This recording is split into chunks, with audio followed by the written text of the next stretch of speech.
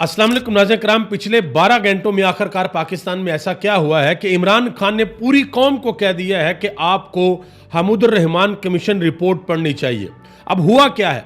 हुआ ये कि अली अमीन गंडापुर साहब जाते हैं, उनकी आर्मी चीफ के साथ रस्मी मुलाकात होती है, फिर उनकी मोहसिन नकवी के साथ मुलाकात होती है, फिर अली अमीन गंडापुर जाते हैं अडयाला जेल और वहां पर इमरान खान के साथ 40 मिनट तक उनकी मुलाकात होती है। उस मुलाकात के बाद पाकिस्तान तहरीक-ए-इंसाफ ने इमरान खान के ऑफिशियल ट्विटर अकाउंट से और पाकिस्तान तहरीक-ए-इंसाफ के ऑफिशियल ट्विटर अकाउंट के ऊपर एक ऐलान किया। ऐलान यह किया कि इमरान खान कहते हैं कि हमूदुर रहमान कमीशन रिपोर्ट पाकिस्तान के हर शहरी को पढ़नी चाहिए ताकि सबको पता चल सके कि याह्या खान और शेख मुजीबुर रहमान में से गद्दार कौन था। यह पाकिस्तान तहरीक इंसाफ ने ऐलान किया और उन्होंने हर तरफ सोशल मीडिया पे, इमरान खान के अकाउंट्स पे, पीटीआई के अकाउंट्स पे, हर तरफ उन्होंने ये लगा दिया कि पाकिस्तान की पूरी कौम हमूदुर रहमान कमीशन रिपोर्ट पढ़े। और उन्होंने जो टाइटल जारी किया वो मैं आपके सामने रखता हूँ। उन्होंने लिखा कि गद्दार कौन था, याह्या या मुजीब? हमूदुर रहमान कमीशन रिपोर्ट, सकूते ढाका और हमारी तारीख के तलख हकाइक।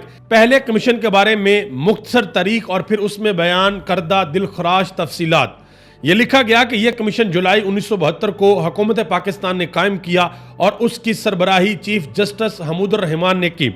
इसका मकसद पाक फौज के मजालम और 1971 की जंग के इर्द गिर्द के हालात का मुकम्मल जायजा, बशमूल वो हालात जिसमें मशरकी हाई कमान के कमांडर ने अपनी कमान में मशरकी दस्ते की अफवाज के हथियार डाल दिए थे।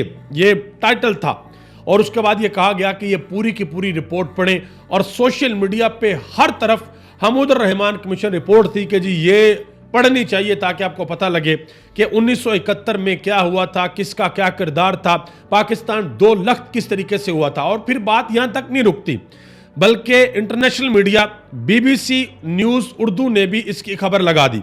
उन्होंने कहा कि हमूदुर रहमान कमीशन साबिका मशरकी पाकिस्तान की अलहदगी के जिम्मेदार कौन, और उन्होंने नीचे फिर तस्वीर भी लगाई, तस्वीर आप देख सकते हैं। और ये इस वक्त जो है वो पूरे सोशल मीडिया के ऊपर ट्रेंड कर रही है।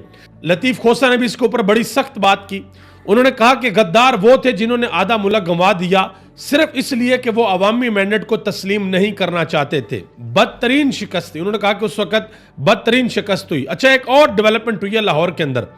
लाहौर में एक प्रेस कॉन्फ्रेंस हुई है। जितने भी लोग मिलिट्री की हिरासत में हैं 9 मई के मुकदमात में, उनके लाहिकीन आए हैं। उन्होंने एक प्रेस कॉन्फ्रेंस की है और पाकिस्तान तहरीक इंसाफ के वकील बैरिस्टर अबूजर सलमान न्याजी, राबिया बाजवा, वो भी वहाँ पर मौजूद थी।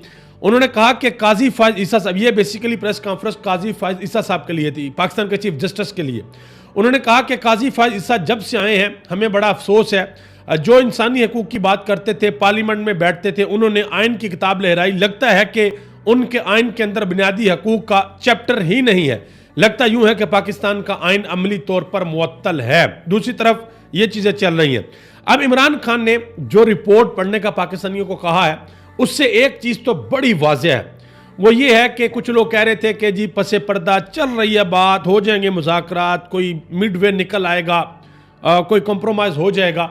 इससे ये बिल्कुल साबित होता है कि इमरान खान पीछे हटने को तैयार नहीं है, बल्कि वो तो अपनी कौम को ये कह रहे हैं कि भाई 1971 में जो हुआ था वो जरा आंखें खोलो और पढ़ो वो क्या हुआ था। वो ये कह रहे हैं। सारा सोशल मीडिया भरा पड़ा है। मुफ्ता इस्माइल ने एक बड़ा अहम बयान दिया है। उन्होंने कहा कि CPEC भी गेम चेंजर था, सऊदी अरब की सरमायाकारी भी गेम चेंजर थी, अब SIFC भी गेम चेंजर है, मगर गेम चेंज नहीं हो रही। यानी कि सारी की सारी चीज़ें ये हैं तो गेम चेंजर, लेकिन गेम चेंज हो नहीं रही। रऊफ हसन साहब पाकिस्तान तहरीक इंसाफ के सेक्रेटरी इत्तलात हैं, उन्होंने टीवी के ऊपर एक बड़ी अहम बात बताई है। उन्होंने कहा कि आजकल बड़ी बातें की जा रही हैं कि ये भी तहरीक इंसाफ में आ रहा है, वो भी तहरीक इंसाफ में आ रहा है, इसको भी इमरान खान ले लेंगे, उसको भी इमरान खान ले लेंगे। उन्होंने कैटेगोरिकली बड़ा ये वाज़ेह करके बता दिया कि भाई इमरान खान ने जेल के अंदर से बैठ के ये बता दिया हुआ है कि किसको मैंने अपनी पार्टी के अंदर लेना है और किसको मैंने अपनी पार्टी के अंदर नहीं लेना। इस चीज़ का फैसला मैं उस वक्त करूँगा जब मैं खुद अडयाला जेल से बाहर आऊँगा। फिर मैं देखूँगा केस टू केस कि वो कौन से लोग थे जिनको मैंने खुद कहा था कि ठीक है बयान दो और साइड पे हो जाओ, और वो कौन से लोग थे जिन पर तशद्दुद किया गया और मजबूरन किसी का बेटा आगे आ गया, किसी की बेटी आगे आ गई और उन लोगों ने पार्टी को छोड़ दिया, सियासत को खैराबाद कह दिया। और तीसरी कैटेगरी के वो लोग हैं कि जिन्होंने प्रेस कॉन्फ्रेंस भी की, इमरान खान पर इल्ज़ाम भी लगाया और ये कहा कि 9 मई के वाक़यात में डायरेक्टली पाकिस्तान तहरीक इंसाफ मुलव्वस है। अब ये तीनों किस्म के जो गिरोह हैं इनका फैसला इमरान खान खुद करेंगे। कोई दूसरा बंदा पाकिस्तान तहरीक इंसाफ में से यह फैसला नहीं कर सकता कि कौन आएगा वापस और कौन नहीं आएगा। आखिर में एक और जो बड़ी डेवलपमेंट हुई है वो भी आपके सामने रखता हूं। शाह महमूद कुरैशी साहब, उनको 9 मई के 8 मुकदमात में अडयाला जेल के अंदर गिरफ्तार कर लिया गया और गालिबन 3 दिन का जिस्मानी रिमांड भी दे दिया गया। अब यह हुआ क्यों है? देखिए, 9 मई को गुजरे तो 1 साल हो गया, तो 1 साल बाद हमारी पुलिस को याद आया कि अब जाके हमने गिरफ्तार करना शाह महमूद कुरैशी को। ये पुलिस जो है ना, पुलिस, मेरे ख्याल से पुलिस ने सबसे ज्यादा केसेस खराब किए 9 मई के। वरना वो लोग जिन्होंने वाकईतन गलत काम किया उन लोगों को सजा हो सकती थी, लेकिन पुलिस अदालतों के अंदर चालान ही सही तरीके से पेश नहीं कर पाई।